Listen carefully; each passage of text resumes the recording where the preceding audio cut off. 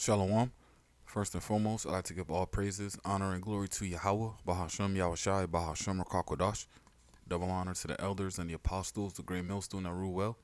And peace and salutations to the elect of Israel. To you I say Shalom. Lord willing, this blessing is edifying to the flock of Yahweh, Bahashem Yahushai. And as you see on the screen, it says the earth, sun, and moon will align this Tuesday and create a blood moon eclipse. This is the last lunar eclipse until 2025. Right. Not only this, but this is the last lunar eclipse that'll happen until about, they say, on over 320 years for sure. I believe it's 342. But the next time this lunar eclipse will happen on a so-called election day, or selection day, more accurately. All right. So the reason I'm bringing this out is because Esau, Edom are really sorcerers, man. They're really warlocks. So they use signs in the heavens, and to perform rituals and things of that nature, man. All right. This is 2 Corinthians chapter 2, verse 11. Lest Satan should get an advantage of us, for we are not ignorant of his devices. And devices meaning going into tools, plans, But one of the tools that Esau Edom use heavily, that he heavily relies on, is sorcery, man. All right. So they call this the blood moon. So Esau Edom is the man that loves the blood, man. All right. So don't be surprised if sacrifices are made, right? And technically, we don't know if it's a sacrifice, but hey, some rituals might happen now, man. Because also news came out that what's his name? British financier Sir Evelyn de Rothschild dies age 91. And Rothschild, that word goes into red shield, man. And it's no coincidence that he dies on the night of a blood moon. All right, Sir Evelyn served as chief executive and chairman of the bank N.M. Rothschild and Sons Ltd.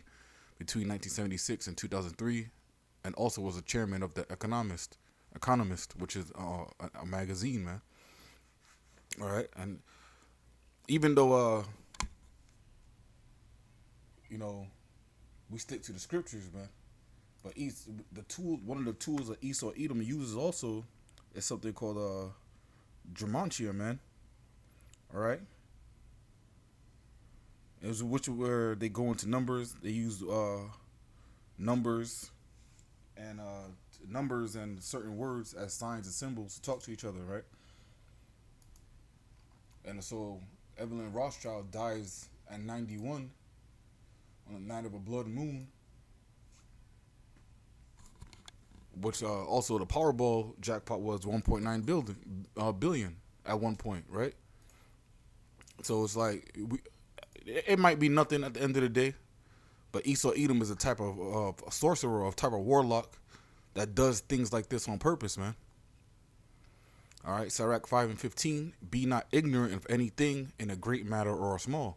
All right, so I'm not. You don't put like so much thought and energy behind these things, man. But you never. This is one of the tools of Esau Edom, right? We're not ignorant of his devices, man.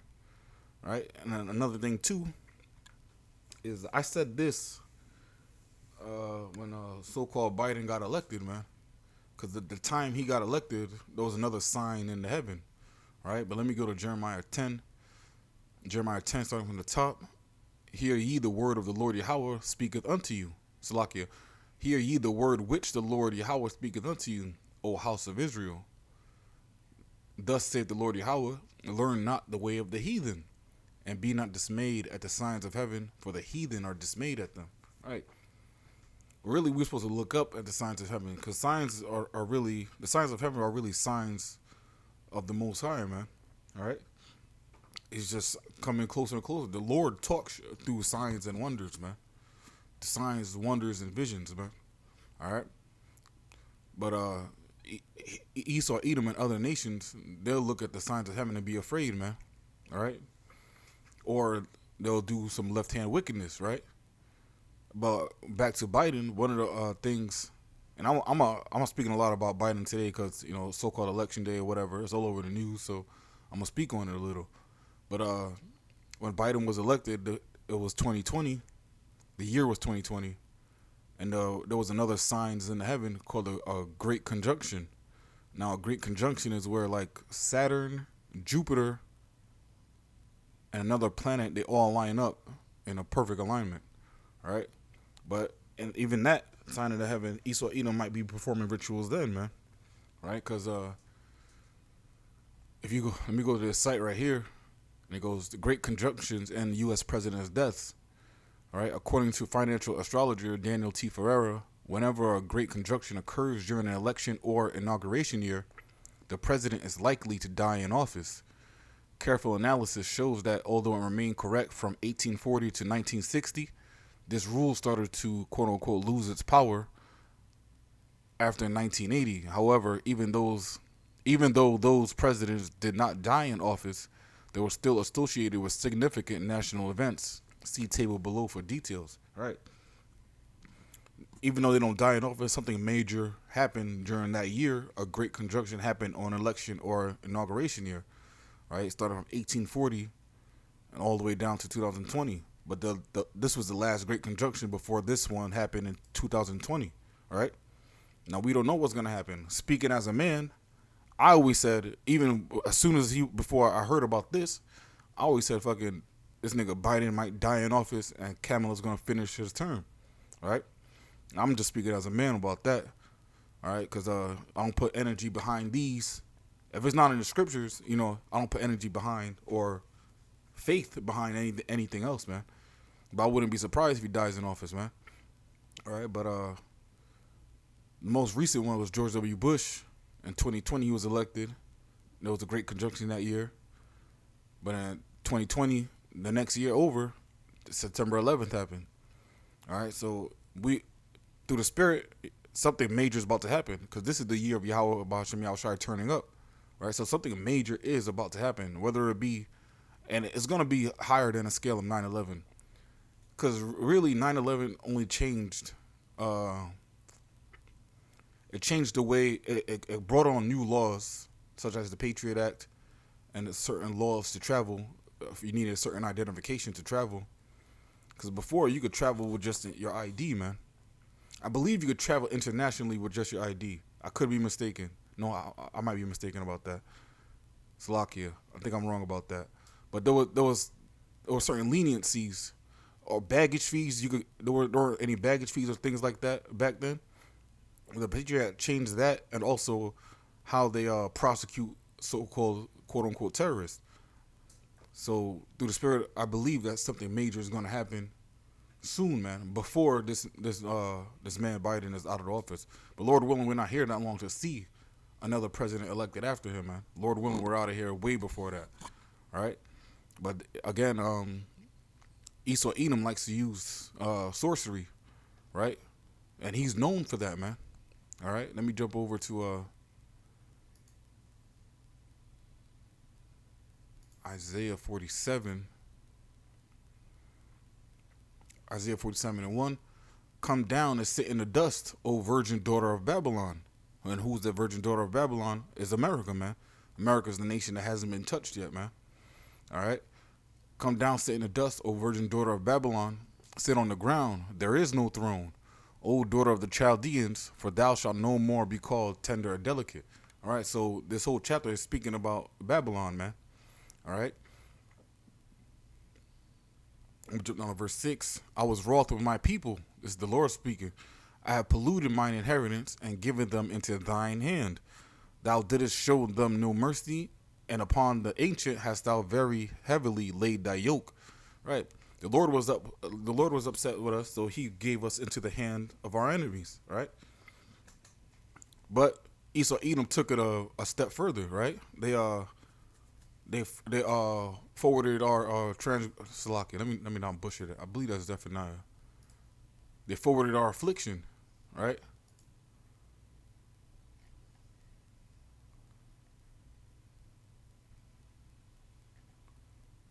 Or is it Zechariah?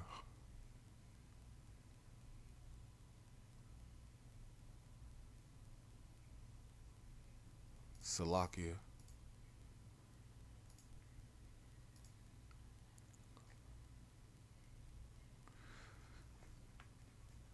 Zechariah 1 and 15. I am very sore displeased with the heathen that are at ease, for I was but a little displeased, and they helped forward the affliction. Right? They Esau, Edom, and these other nations took it a step too far in our captivity, man. Right? And they had no mercy even upon the ancients, man, which are the old men of our people, man. All right, verse 7. And thou didst say, I shall be a lady forever, so that thou didst not lay these things to heart, neither didst remember the latter end of it. Esau, Edom doesn't consider the end of his ways, man. He doesn't consider the end and the judgment for his actions, man. And he believes, all right, that Salakia, that he will, Salakia. He believes that, he's going to get away unscathed, man. All right, that he's gonna stay a virgin. No, he's about to get touched, man. All right, let me jump over to Revelation 18.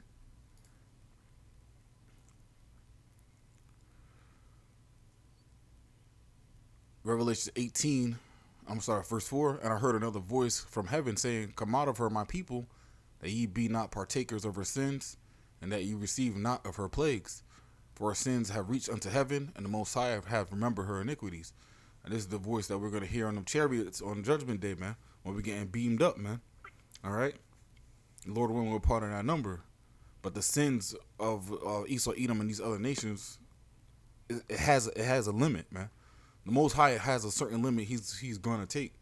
And he knows what that limit is. This is why he knows what date Judgment Date is, man. Him and him alone. All right, verse 6. Reward her even as she rewarded you, and double unto her, double according to her works. And the cup which she had filled to her double. Right, the things that we went through, the atrocities, the violence that we went through, Esau, Edom is going to receive double that, man. All right, verse 7. How much has she glorified? Salakia. Revelation 18 and 7.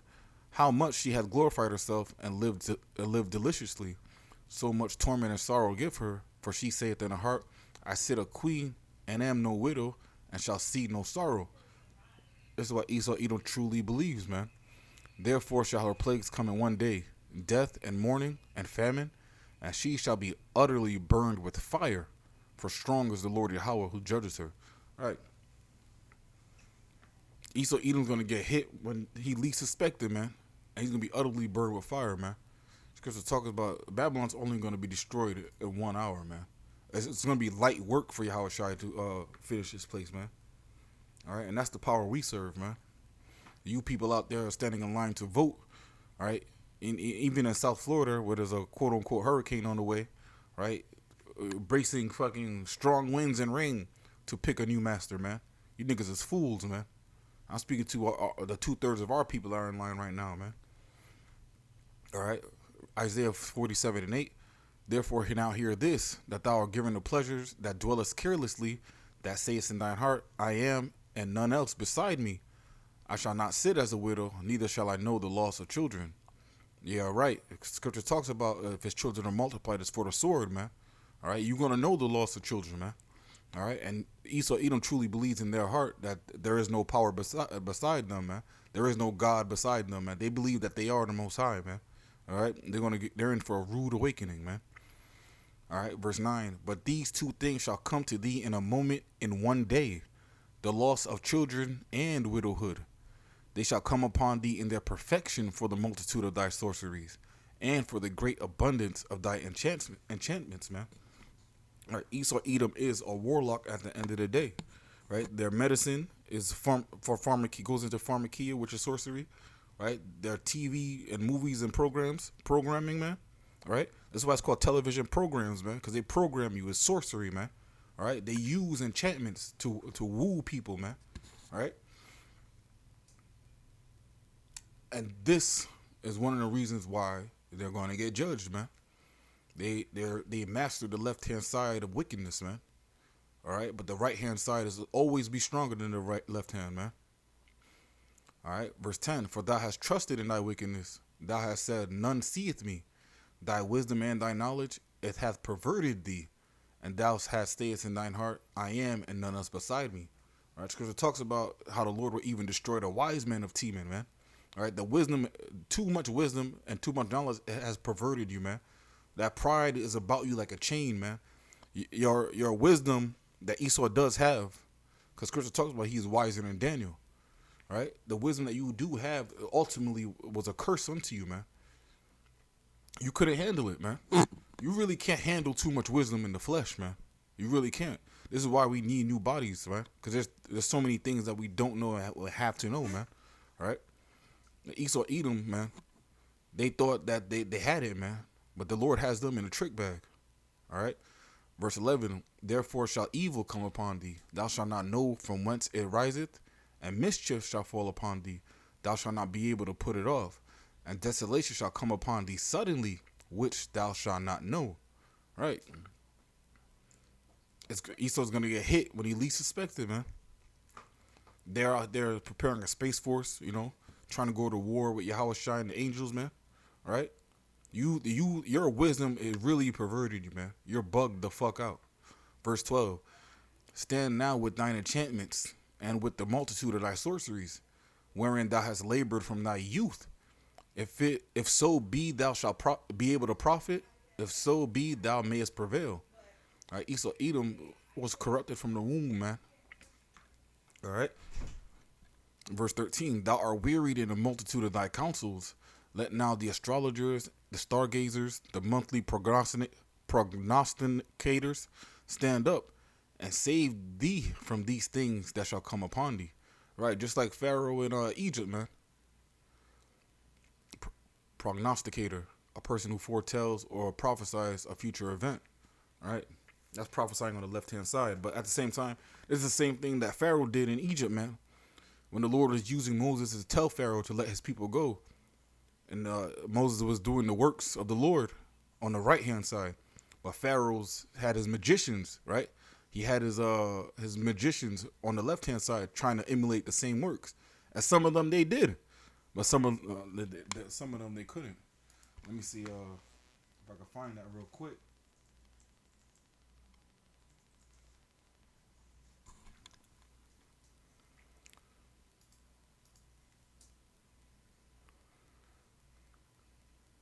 I'm going to go straight to the point. Exodus chapter 8, verse 16. And the Lord Yahweh said unto Moses, say unto Aaron, stretch out thy rod and smite the dust of the land, that it may become lice throughout the land of Egypt.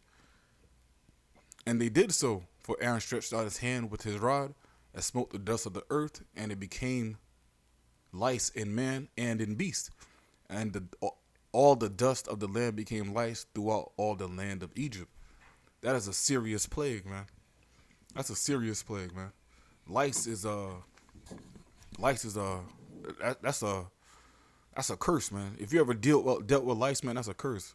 The water y'all about your shy, I never dealt with it, but that is a curse, man. Bugs living in your hair, man, right? And putting eggs under the scalp, that's a curse, man. All right. Verse 18, and imagine the beast too with lice, right? Because a beast can't scratch all over their body, so they have to roll on the ground, scream out, and cry out, growl out, braille out of just straight not agony, but annoyance, but partially agony because they can't stop it, man. All right. It said all the beasts, man. No, Slakia. It says and beasts, all the dust of the land became all the dust, Slakia, not all the beasts and in beasts, but all the dust of the land, man. Egypt is dusty, man. All right, verse 18. And the magicians did so with their enchantments to bring forth lice, but they could not. So there were lice upon man and upon beasts. Then the magician said unto Pharaoh, this is the finger of Yahweh. And the Pharaoh's heart was hardened, and he hearkened not unto them, as the Lord Yahweh has said. All right. That's again, going into Esau, Edom, using sorceries, trying to mimic the Most High, man. All right, but they can't. There's a limit that Esau, Edom cannot pass. He's the point of bounds that he cannot pass, man. All right. With this Isaiah 47:13, thou art wearied in the multitude of thy counsels. Let now the astrologers, the stargazers, the monthly prognosticators stand up and save thee from these things that shall come upon thee. And those monthly prognosticators, man, that goes into, if I'm not mistaken, what do you call those people? Oh my gosh. Where people be like Taurus. And oh my god, I forgot what that shit is called. But they'll try to read what's going to happen to them based on their so-called star sign: Taurus, Cancer, Scorpio. Horoscope readers, man. That's what that goes into. All right. Verse 14. Behold, they shall be as stubble, the fire shall burn them. They shall not deliver themselves from the power of the flame. There shall not be a coal to warm at, nor a fire to sit before it. Thus shall they be unto thee with whom thou hast labored, even thy merchants from thy youth. They shall wander every one to his quarter. None shall save thee. Right. Your sorcery is going to be your downfall, Esau Edom. Right. But we are not ignorant of your devices. Through the spirit and power of Yahweh Shem Yahushai, there's no enchantment against Jacob in the first place, man. All right, I'm going to get that. I'm going to close out with that, Lord willing. All right, Numbers 23. Number 23 and 23. Surely there is no enchantment against Jacob, neither is there any divination against Israel. According to this time, it shall be said of Jacob and of Israel what the Most High hath wrought. All right, I'm going to wrap it up with that. Lord willing, this lesson was edifying. Again, I want to give all praises, honor, and glory to Yahweh, Bahashem Yahushai, Bahashem Rakakadash. Double honors to the elders and the apostles, a great millstone that rule well. And peace and salutations to the elect of Israel. Until next time, I want to say shalom and a bottle ball.